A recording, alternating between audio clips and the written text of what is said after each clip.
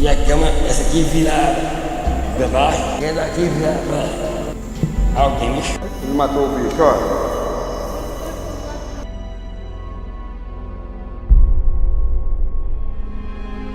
Na manhã seguinte, o curral parecia uma cena arrancada de um pesadelo rural.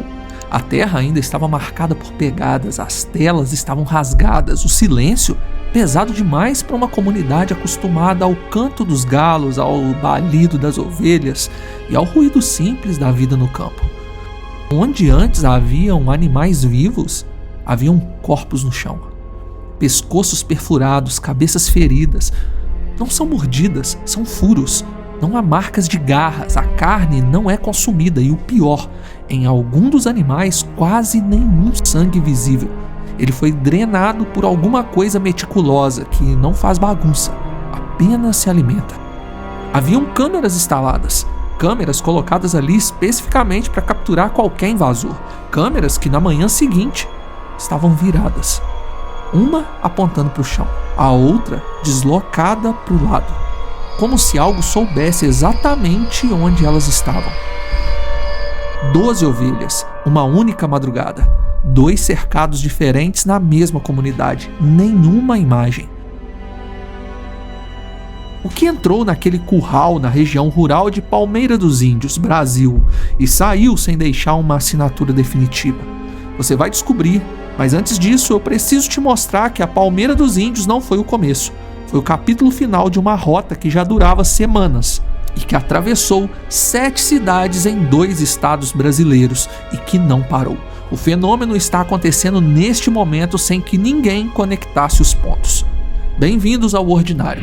Hoje você vai entrar em uma rota de ataques que deixou pequenos criadores em alerta, espalhou medo por comunidades rurais e reacendeu uma das lendas mais inquietantes do continente.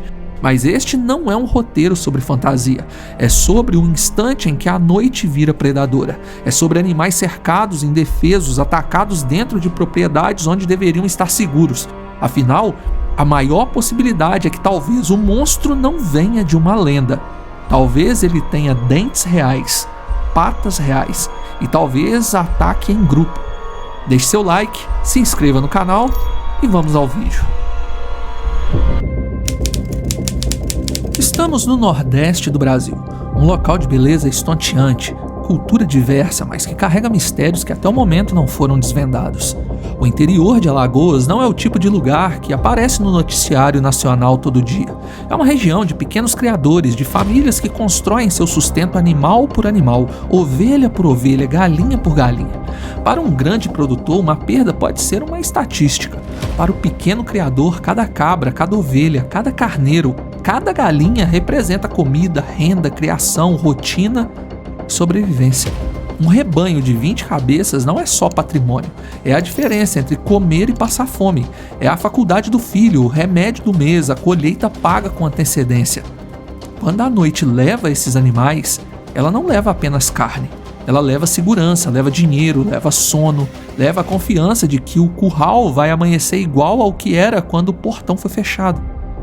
E é nesse espaço entre a perda real e o medo coletivo que as lendas entram, porque quando a explicação demora, a imaginação ocupa o vazio. A primeira cidade a registrar os ataques foi Porto Real do Colégio, 10 animais mortos. As marcas eram as mesmas que vão aparecer em cada cidade dessa rota. Pescoço, sempre o pescoço, perfurações como se algo fosse direto ao ponto vital com uma eficiência que não parecia aleatória, parecia calculada. Não há sujeira, não há carne consumida. Algo apenas drenou o sangue do gado sem ferir nada além do que precisava. De Porto Real do Colégio, os ataques se moveram. São Brás, com 12 perdas entre animais adultos e bezerros. A notícia começava a circular, mas ainda era tratada como fatalidade local. A perda financeira para um produtor que só tinha 20 animais é irreparável. Então veio Craíbas, com 26 animais em 2 ataques separados, 20 numa propriedade, 6 em outra. Agora, a conta não fecha mais como um único predador de passagem. Agora, havia um padrão. Igaci, com 4 atingidos, Taquarana, com 20 atacados, incluindo galinhas, o que expandia o perfil da vítima e sugeria um agressor versátil, oportunista ou múltiplos. Arapiraca, com 12 atingidos ou atacados. E então, Palmeira dos Índios. A madrugada do dia 5 de maio de 2026, isso mesmo, poucos dias atrás, e 12 ovelhas a menos. Somando apenas os números citados em Alagoas, mais os relatos que não foram fotografados, os jornais locais falam em pelo menos 96 animais mortos, atacados ou atingidos. Esse número precisa ser tratado com cuidado, porque a sequência mistura abates e feridos. Alguns desses animais, apesar de seriamente feridos, sobreviveram. Veterinários que avaliaram os casos de sobreviventes não observaram nenhuma doença e nenhuma infecção. Apenas falta de sangue e ferimentos de perfuração. Mas, mesmo com essa ressalva, a rota teve uma progressão geográfica que não parece acidental. Tem direção, tem ritmo. Se olharmos os números desde novembro de 2025, vemos que Alagoas está em foco nesse momento. Porém, o start foi um pouco mais acima no mapa, no estado do Maranhão, descendo geograficamente e repetindo o padrão de desastre. Os números nos mostram que não foi um animal isolado, caído por doença. Não foi uma perda silenciosa, foi uma invasão. Os animais estavam nos cercados, protegidos ao menos na lógica humana, separados do mato dentro do território do criador. Mas para um predador, uma cerca frágil não é muralha, é obstáculo, e obstáculos podem ser rasgados. Na escuridão, o pescoço vira alvo. Porque ali passa a vida, ali passa o ar, ali passa o sangue. Mas além do pescoço, locais de grande irrigação sanguínea, como as veias na dobra da coxa e quadril, também viram alvos. Moradores disseram que cães latiram durante a madrugada, não por alguns segundos. Os relatos falam de latidos insistentes atravessando a noite, chegando até por volta das 4 da manhã. 4 horas de agitação, 4 horas em que algo circulou por ali. Isso importa, porque no campo cães não latem por lenda, latem por ameaça. Ninguém se atreve a sair de casa, pois o medo popular do lobisomem e do chupacabra é real para a maioria das pessoas que vivem nessa região. Como derrotar um inimigo desconhecido? Como derrotar um inimigo sobrenatural? E quando as pessoas chegaram pela manhã, o agressor já havia desaparecido e o que restou foi um cenário cheio de pistas sem uma assinatura definitiva. Pegadas no terreno. Sim, temos pegadas. Se assemelham às de um grande felino ou um grande canídeo. Mas elas não estão dispostas corretamente, parecem isoladas. E não há muito mistério nisso, talvez porque o terreno é irregular e não registra a passada do animal corretamente. Cercas violadas, mas não parecem estouradas ou arrebentadas, parecem mais cortadas. E talvez o invasor tenha utilizado os dentes e não a brutalidade. Animais mortos. E é aqui que tudo fica perdido. Uma onça pintada ou uma onça parda faria sujeira, comeria ao menos uma parte da carne.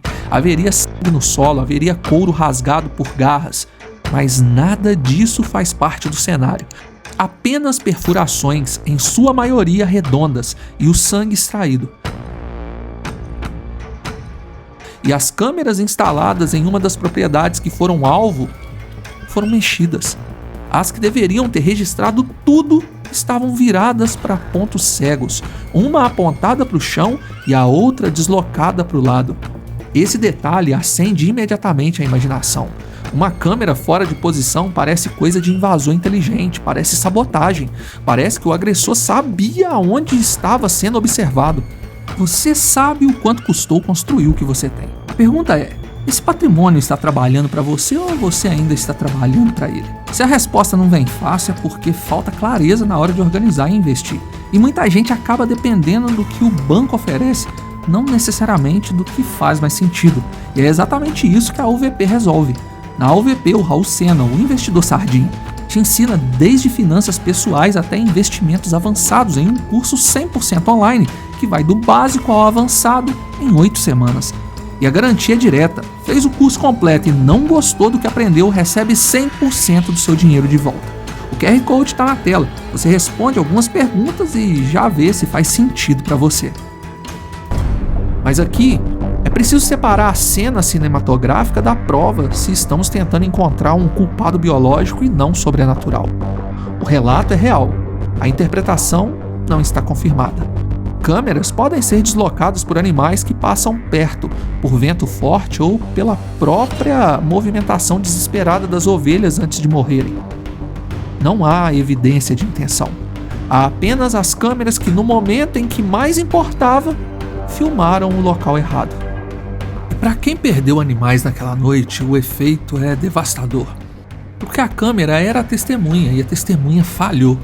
É esse tipo de vazio que transforma uma suspeita em lenda. A lenda tem nome antigo: chupacabra.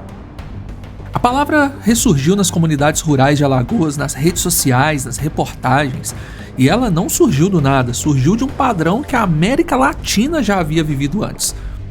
Porto Rico, 1995. Fazendeiros começaram a encontrar animais mortos com marcas consideradas estranhas. Cabras, principalmente. Os corpos apresentavam perfurações e os animais pareciam ter sido esvaziados de sangue sem derramamento visível. A imprensa explodiu na época. A história saiu das fazendas, passou pelos jornais, chegou à televisão e a lenda ganhou o nome chupacabra, o sugador de cabras. Ela se espalhou pela América Latina com uma velocidade que só é possível quando uma história toca numa ferida que já existe na cultura. Casos famosos emergiram na Argentina, inclusive já fizemos vídeos sobre eles aqui no canal. Então o medo do desconhecido se tornou real.